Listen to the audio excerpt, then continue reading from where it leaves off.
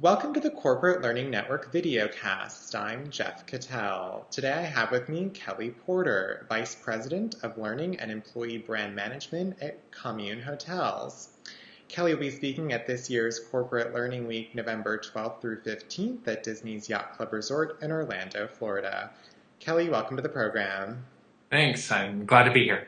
We're excited to have you. So, I know the basis of your topic is you're going to be talking about corporate culture and learning performance's role in that. So can you give our viewers just a little teaser about what they'll have in store if they come to see your session at Corporate Learning Week? So for us, it's really kind of emerging out of this year of change and uncertainty into this bright future that we have.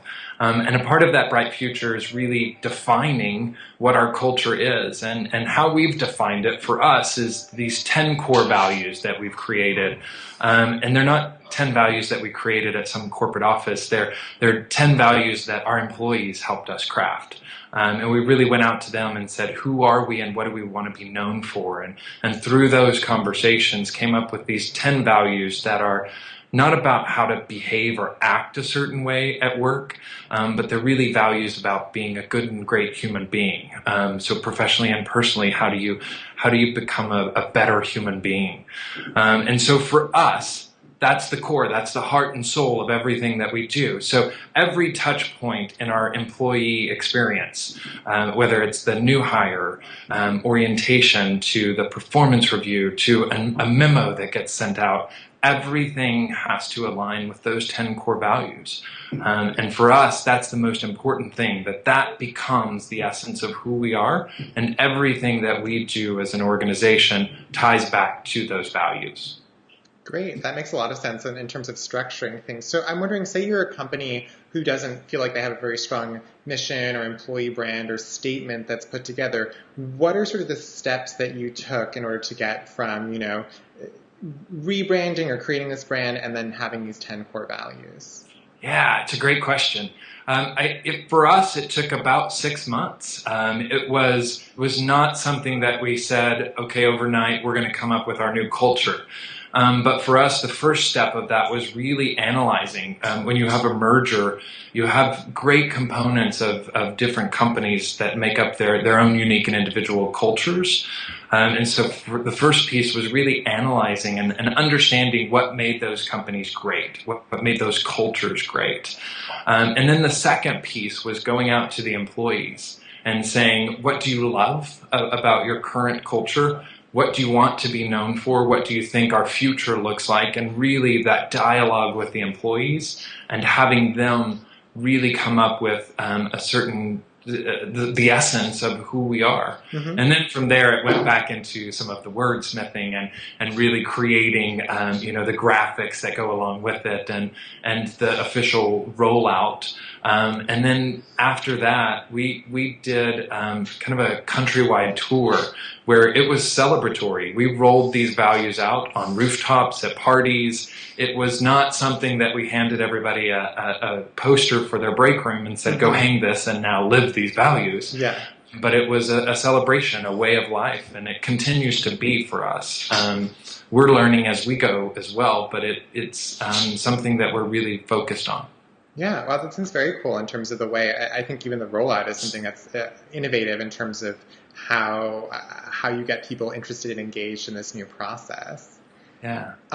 So I want to talk about something that I see all the time when I'm reading about these brands and personal brands or company brands, employee brands, is the role of storytelling in brands. So can you talk about how sort of the storytelling got crafted in this narrative put together when organizing these 10 key values?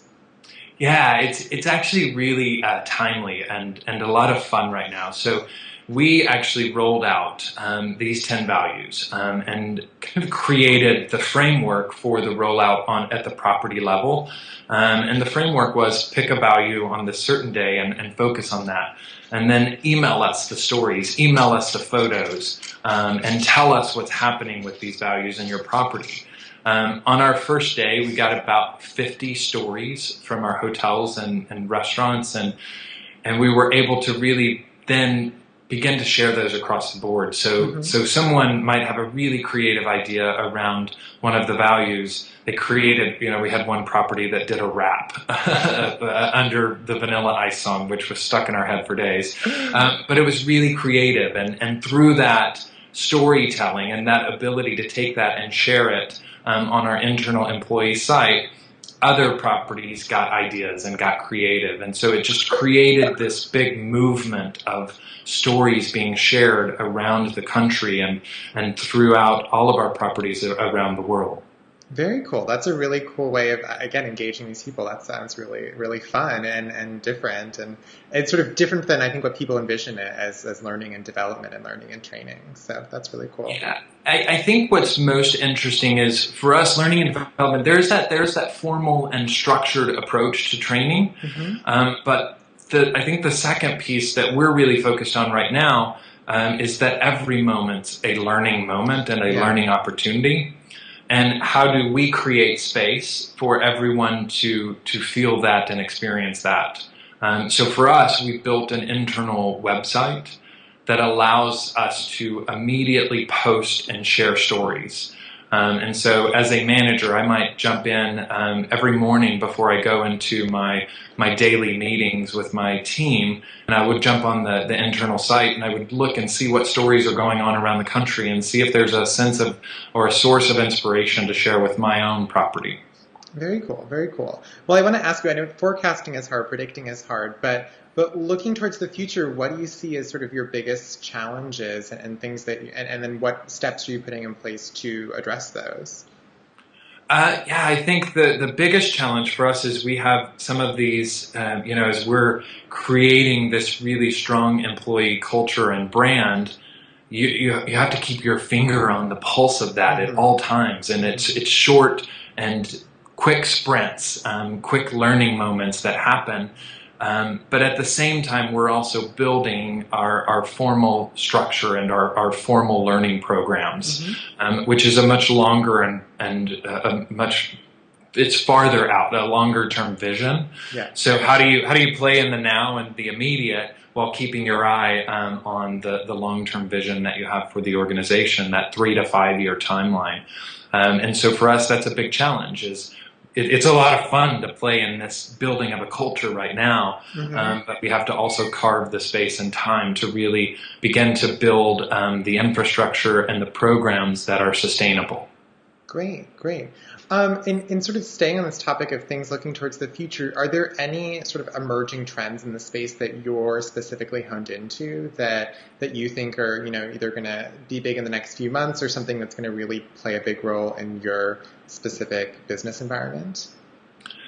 For me, I think it's the immediacy that people want information. And so in the past, where we've designed an online training program, it could take 6 months to a year to develop and design and go through the entire process.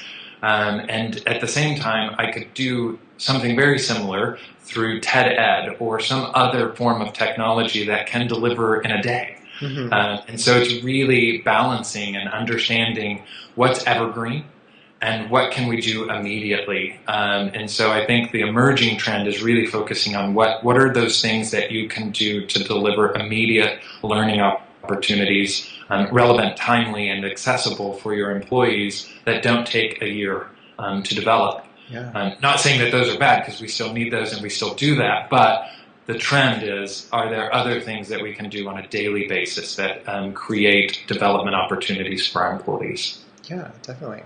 All right. Well, I know I've kept you on the line for a while. Before I let you go, I want to ask, what are you most excited about at this year's conference?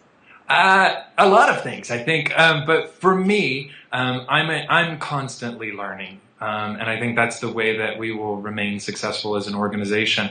So for me, it's looking for that spark. I don't know where that will come from. It could be a speaker about innovation or a speaker about technology, but something will spark and help me get better at my job. And so it could be a small spark or it could be a game changer.